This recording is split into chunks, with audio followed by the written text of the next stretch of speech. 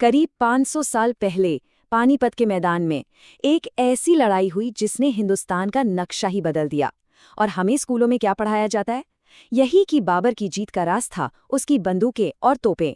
लेकिन क्या कहानी सिर्फ इतनी सी थी? क्या सच में कुछ तोपों ने इतिहास पलट दिया?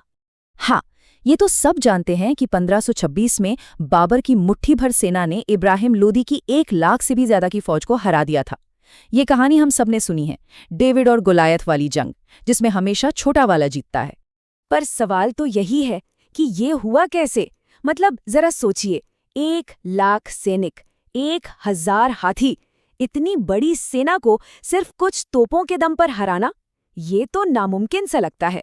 असली जवाब सिर्फ बंदूकों में नहीं, बल्कि एक ऐसी घातक रणनीति में छुपा है जो बड़े बड़े साम्राज्यों को निगल चुकी थी। और इस कहानी की जड़ें पानीपत में नहीं, बल्कि 600 साल पहले यूरोप में है। ये एक ऐसी युद्ध नीति की कहानी है, एक ऐसी रणनीति जिसने अपने रास्ते में आने वाले हर साम्राज्य को घुटनों पर ला दिया था। और अब वही रणनीति हिंदुस्तान के दरवाजे पर दस्तक दे रही थी। तो चलिए समय में थोड़ा पीछे चलते हैं। 15वीं सदी का बोहेमिया, जो आज का चेक रिपब्लिक है। यहाँ एक जंग चल रही थी, हसाइट वॉर्स। और कहते हैं ना, जरूरत ही आविष्कार की जननी है। बस यहीं पर जंग के बीचों बीच एक क्रांतिकारी आइडिया ने जन्म लिया।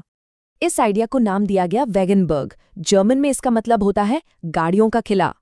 ये दिमाग था हुसाइट लीडर यान जिस्का का।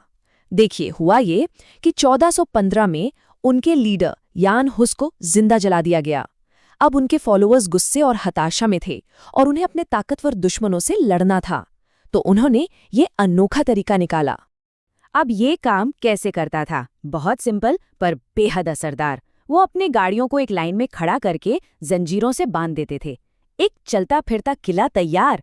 अब जैसे ही दुश्मन की भारी भरकम घुड़सवार सेना हमला करने पास आती, गाड़ियों के पीछे छिपे बंदूकधारी उन पर नजदीक से गोलियों की बौछार कर देते थे। और हाँ, एक मजेदार बात बताऊं, उस समय जो हैंडगन इस्तेमाल होती थी उसे पिस्ताला कहते थे, और उसी से आज का शब्द पिस्टल निकला है।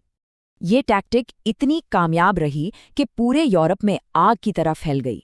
1440 के दशक में एक हंगेरियन कमांडर यानोश हुनयादी ने इसे उस दौर की सबसे बड़ी सुपर पावर ओटोमन साम्राज्य के खिलाफ इस्तेमाल किया।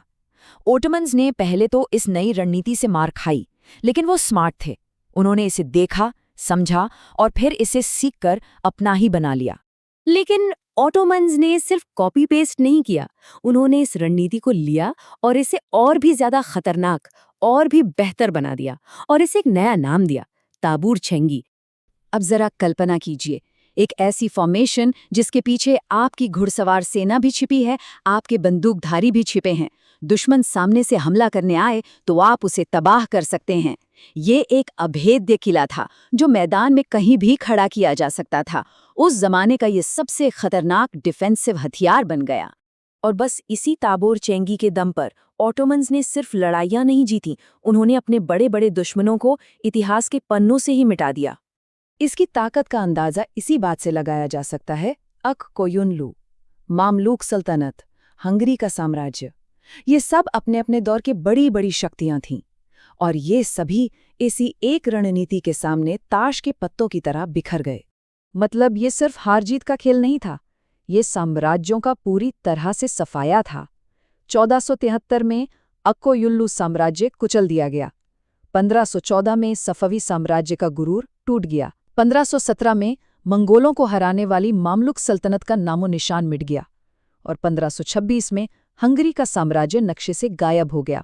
और धीरे धीरे इस अजेय ऑटोमन रणनीति के किस्से पूरे सेंट्रल एशिया में फैलने लगे।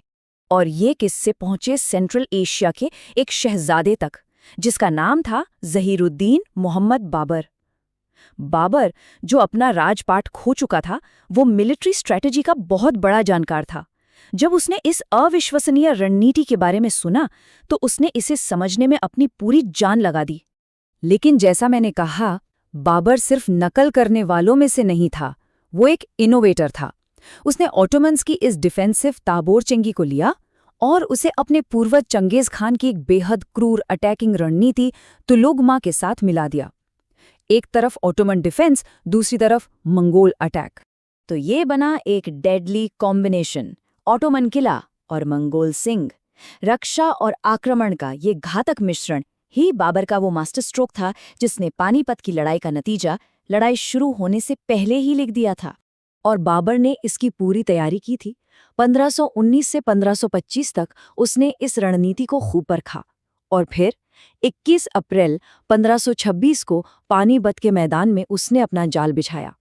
एक तरफ पानीपत शहर की दीवारें तो दूसरी तरफ गहरी खाई और कटे हुए पेड़, और बीच में 700 गाड़ियों से बना वो ताबोर चेंगी किला। और इस किले के दोनों पंखों के पीछे छिपे थे उसके सबसे खतरनाक घुड़सवार, तो लुगमा टुकड़ियां, जो दुश्मन को घेरने के लिए तैयार बैठी थी। और इब्राहिम लोदी की सेना में क्या था? 1000 हाथी।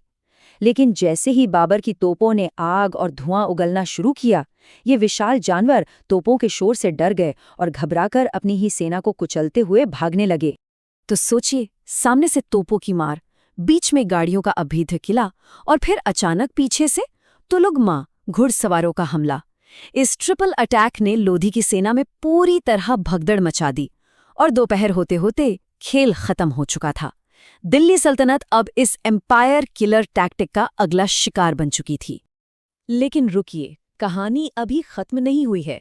पानीपत के बाद इस रणनीति का असली टेस्ट होना भी बाकी था, और इस बार दुश्मन पहले से कहीं ज्यादा तैयार था। पानीपत के ठीक 1 साल बाद खानवा में बाबर का सामना हुआ मेवाड़ के महान योद्धा राणा सांगा की राजपूत सेना से। बाबर ने अपनी वही जीत वाली रणनीति फिर से अपनाई, लेकिन इस बार मामला बिल्कुल अलग था। लोदी की सेना की तरह राजपूत घबराकर भागे नहीं। खानवा में राजपूतों ने बिल्कुल भी घबराहट नहीं दिखाई। उन्होंने बाबर के किले पर सीधा हमला करने की बेवकूफ़ी नहीं की, बल्कि उन्होंने उसके किनारों पर, उसके फ्लैंक्स पर लगातार हमले किए, और इसकी वजह से लड़ाई घंटों तक बराबरी पर चलती रही। खैर, किस्मत ने बाबर का साथ दिया। राणा सांगा एक तीर लगने से घायल हो गए और बाबर जीत गया। लेकिन राजपूतों के अनुशासन ने एक बात साबित कर दी कि ये रणनीति एक डिसिप्लिन्ड और मजबूत इरादों वाली सेना के खिलाफ अजेय नहीं थी। और इतिहास का यही सबक हमें आज भी सोचने पर मजबूर करता है।